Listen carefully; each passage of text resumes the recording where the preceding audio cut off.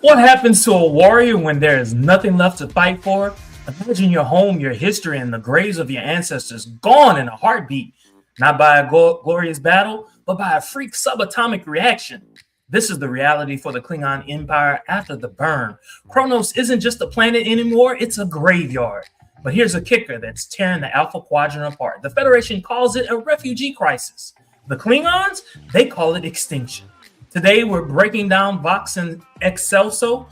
We're looking at the cargo carrier incident, a tragedy that has left thousands of Klingon families in a state of ambiguous loss. No bodies to bury, no honor to reclaim, just silence. Does the Federation have the moral right to force a rescue on a culture that would literally rather die than be managed by a bureaucracy? Or is Starfleet's empathy actually a form of soft imperialism? Grab your blood wine. This is going to get uncomfortable. Let's talk about the fall of Kronos. Hell yeah. Today's title. Vox and Excelso. That does not roll off the tongue very easy. I have really got to start studying this dead language of Latin because there's so much. There's so much. So basically this means a voice from on high, calling you to your purpose or what have you. And we go down the wormhole or rabbit hole, if you will, of who Jaden actually is. So yes, Vox and Excelso. Okay. All right. So after the burn, so basically I do, are you familiar with the burn, which is something that we learned from Star Trek Discovery? Are you familiar with the burn? So no, I've heard it repeated. And I should have gone on Star Trek Waikiki. but because it keeps coming up. It is a theme. It keeps coming up. You laughing. Hey, that's my way of doing crash course, especially when I go down my Game of Thrones rabbit holes. Yeah, so no, I'm not familiar with the burn. All right.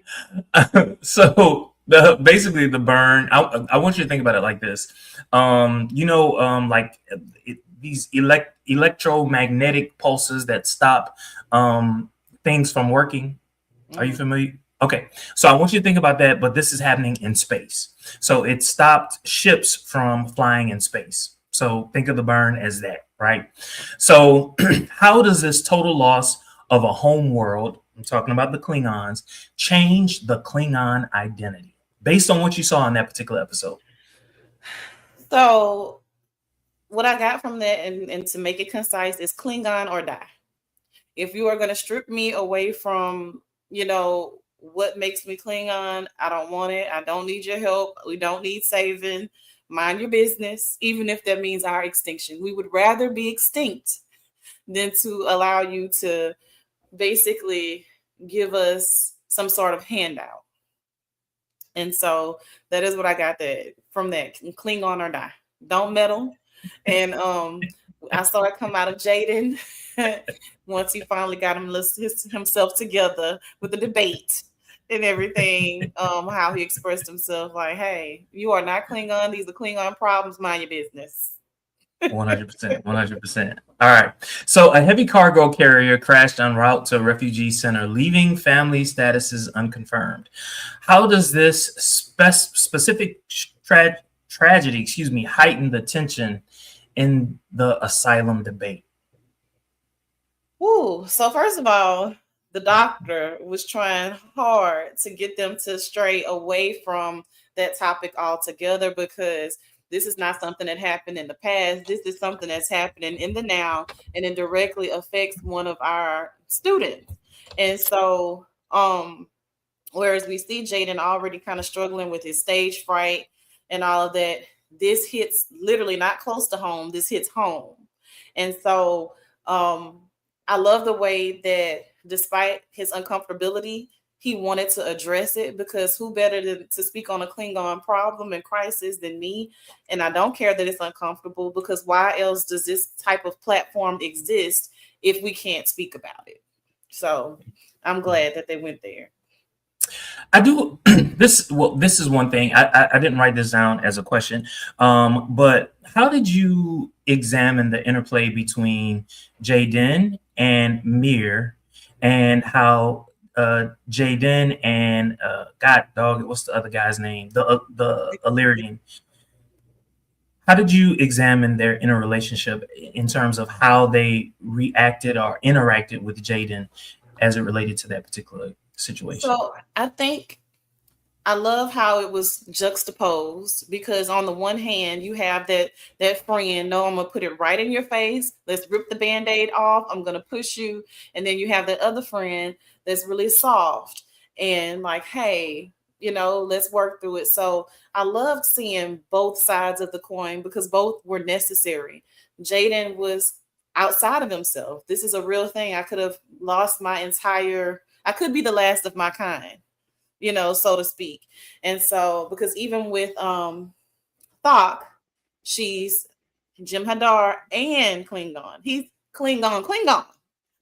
So, at any rate, I love how both friends, in essence, wanted to show up for him and support him in his time of crises, but the way in which they approached it was very different, but very necessary. So it was kind of like almost kind of like a little sexual undertone with him and the Kionian to me, but maybe that's just me. It was a little homoerotic, It wasn't just you. It wasn't just you. I'm like, is this happening? Like, okay, all right, hey, but help me work it out. Help me work it out. Yes, help me work it out. Yes. Okay. The Klingons are currently facing near extinction. Does this give the Federation a moral right to intervene, even if it's unwanted? Listen, they were throwing around codes, statutes, and everything in this debate, which I loved because, my goodness, I love a good debate. Love a good debate. But to answer your question, I really think that this was not Starfleet's battle if they didn't want it. You cannot force yourself. And so those are the things that we deal with in this great grand actual world of us, not in space or in outer space or whatever, just right here on good old planet Earth. The same types of things, to aid or not to aid. If they don't want to be bothered, leave them alone, let them figure it out. You overstep it. So you just mentioned all of these codes and legal battles. I have a question about that. All right. So the debate cited legal precedents like Section 2387 and Code 2398. Can a legal code ever truly resolve a clash of cultures? I'm going to say you're going to always run into a problem. You can put a penal code to whatever you want to, but these are human beings. These are, well, not human beings. These are beings, sentience or whatever. They have their own things going on. So you can attach a code to it all you want, but this is the code that you developed in your culture, what's normed for you. And so that could completely go against whatever the other species has in place. And so, no, I don't think that's something that can work, especially when you're dealing with the Klingons. I'm just, what?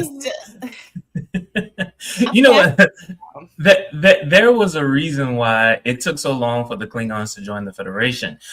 Their culture was not necessarily in tune with that of the Federation, and then all of a sudden now you have the burn. What do you think the Klingons are going to do? They're going to fall back on their own culture and view things from the perspective of their culture. And so what the Federation was offering was not necessarily something that their culture was receptive to. And so I get it. I get exactly where you're coming from. We are warriors, dude. Does it look like I'm the one that says, hey, give me a handout? No. I will kill you and take it from you. How about that? I will kill me and everybody and be okay with it before I accept help from you. So, speaking of help, the Federation proposed relocation to a planet matching Kronos' geothermal profile. Why do many Klingon houses view this charity as an insult, based on what you saw in this particular episode? Kind of going back to what I said, like we're warriors, and so the things that we acquire, we fight for them. That's the nature of our people. And so this handout, this charity, and all of this is not something that is conducive to my people. And so this may be something that mirrors or what have you. None of that matters, because this was your idea. You came up with it and you just want to give it to me. I don't want it that way. Mm-hmm, mm-hmm, mm-hmm, mm-hmm. If the Klingon houses prefer unity by conquest over Federation relocation, is the Federation being empathetic or imperialistic by pushing their solution? Say it again for me. So, by pushing their solution, giving them this planet, is the Federation being basically empathetic or imperialistic?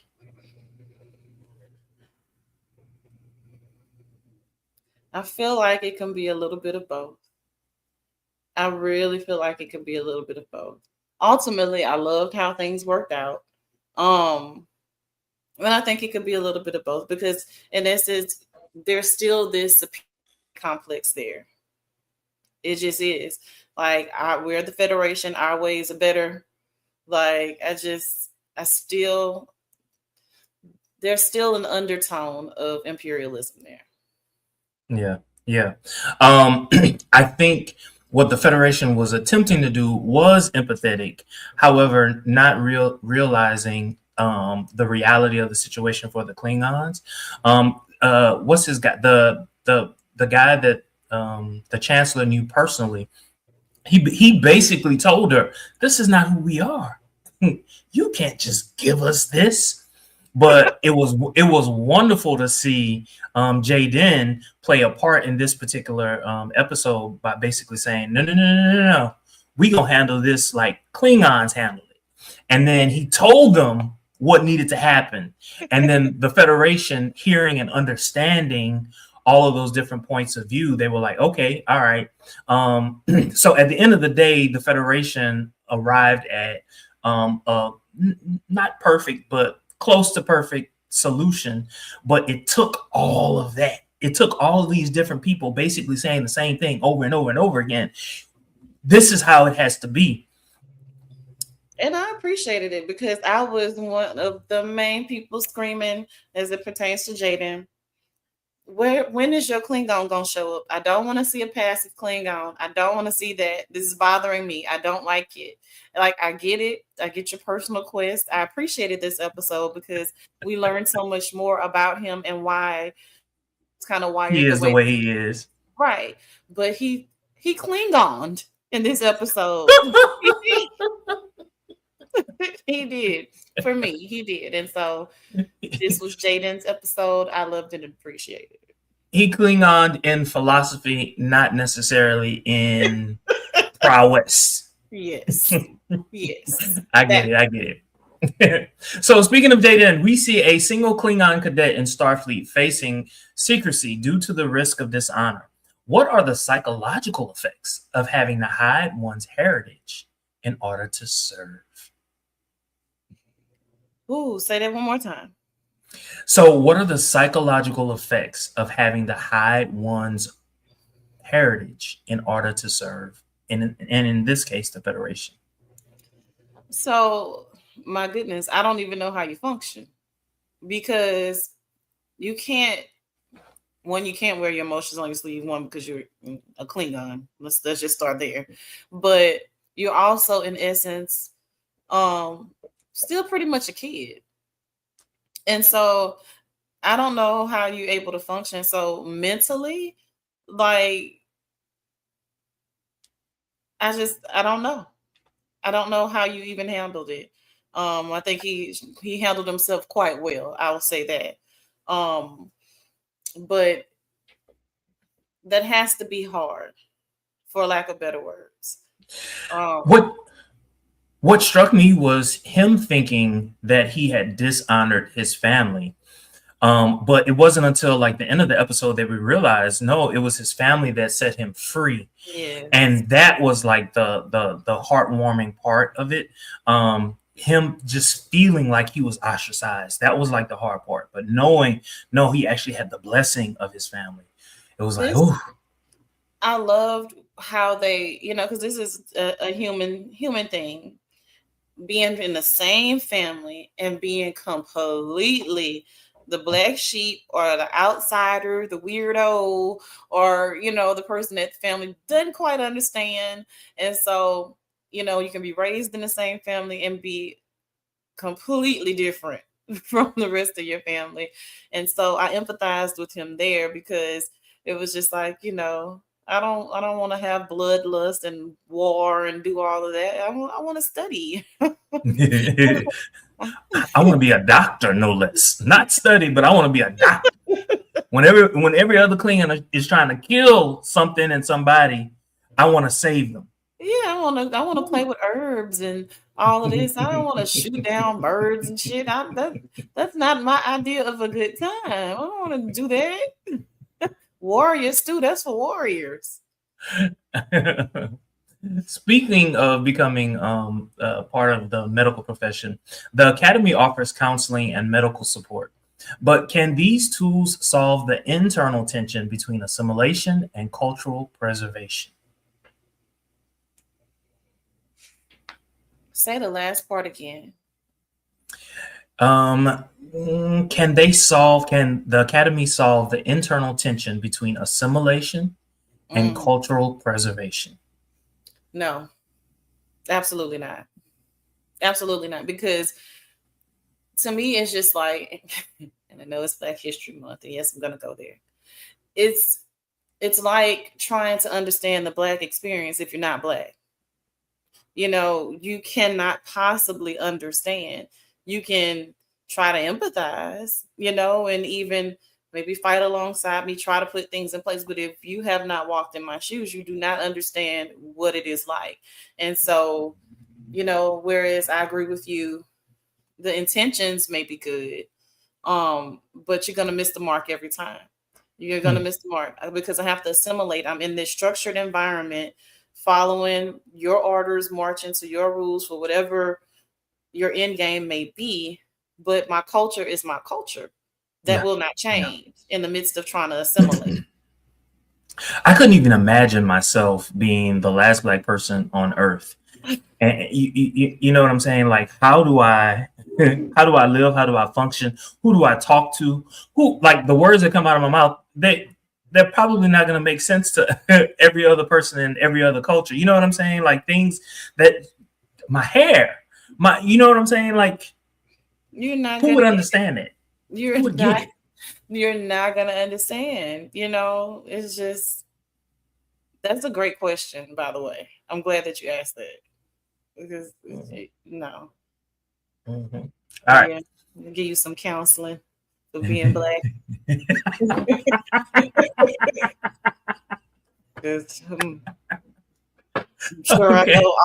sure I have the perfect remedy to cure you of all those things that happened to you.